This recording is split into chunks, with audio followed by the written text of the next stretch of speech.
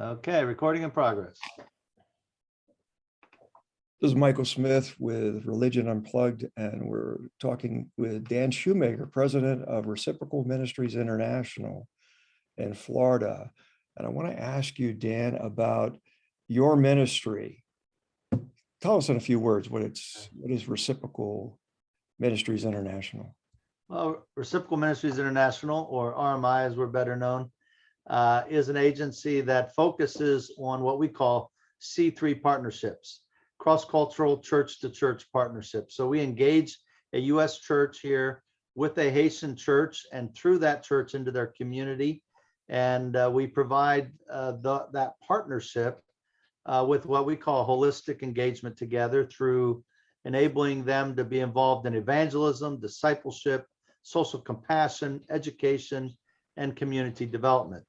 Not necessarily all at the same time, but we provide over time those opportunities in many different facets.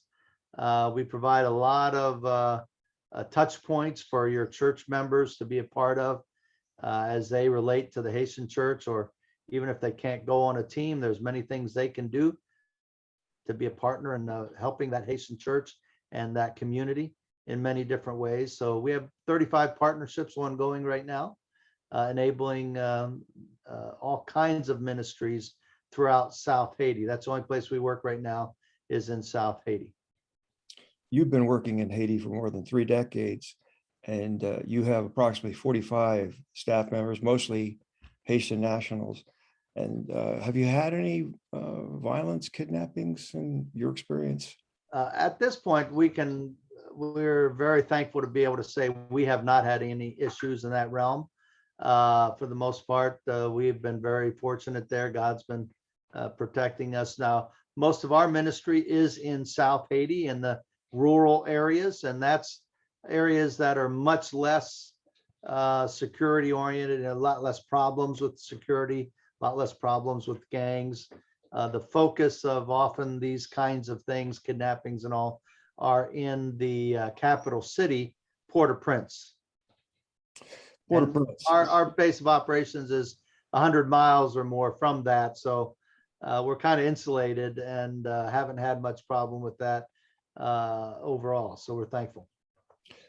Information, as you know, is a bit sketchy at this point, but it appears that one of the possibly 9 gangs that dominate Port-au-Prince, Wawasa, kidnapped the 17 people, the 16 Americans, the 1 Canadian.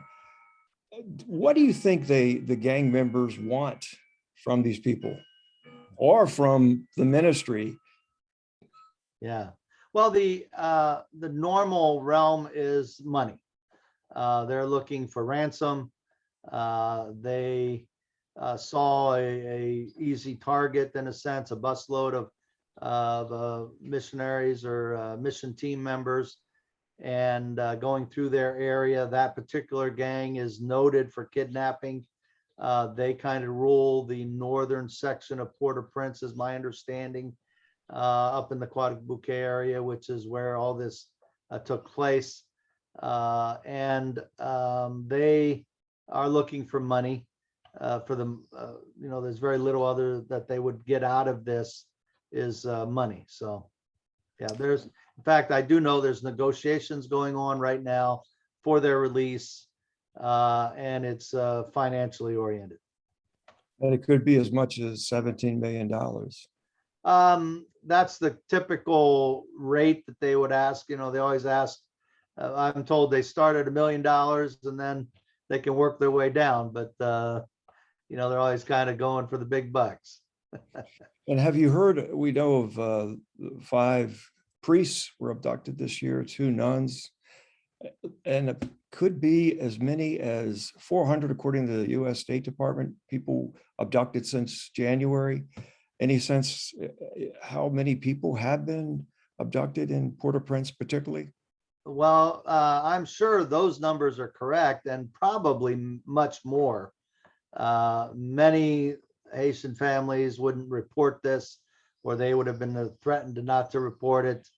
And a lot of people wouldn't even know where to report it necessarily. So to say that it's only 400 people officially. That could well be, on the official numbers, but I'm sure it's quite a bit higher than that. Because of the insecurity that's there in Port-au-Prince and the many refugees that are leaving Port-au-Prince, fleeing to the rural areas because of the insecurity and violence caused by these gangs all throughout Port-au-Prince, not just one area, but each has its area that they are over, so to speak, and controlling. Do you suspect, or do you have any sense, will the people be released? Are people released safely, in your knowledge? For the most part, they are released safely, as far as I know. You do hear from time to time that someone was killed. Sometimes it's because their family didn't pay the ransom or didn't pay enough, or for whatever reason. But in this case, as it's a bunch of foreigners, I would be extremely surprised if any harm came to them at all. These gangs know that were they to do that, they'd be bringing international wrath upon their heads, and that's the last thing they want. They got a good gig going right now.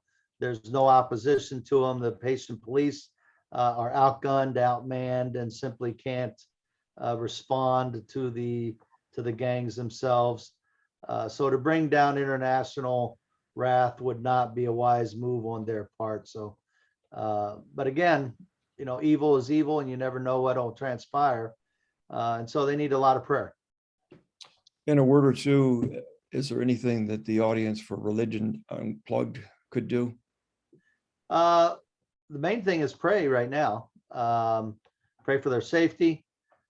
Pray for those who are negotiating, to give them patience and good faith, and pray for the gang leaders, that their hearts would be touched to let these people go and move on, kind of thing. Of course, there's praying for justice too, that God will bring justice for the Haitian people that are suffering under these gangs and the evil that they have perpetrated upon the Haitian people. The Haitian people are suffering greatly from these gangs, and they need to be stopped. They need to be brought in order and imprisoned. So pray that God will care for them, care for the Haitian people, and for this team. Yeah. So Thank you. yeah. Thank you, Dan Shoemaker. Best to you. Thank you.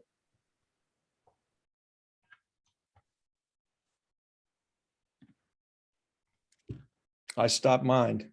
All right.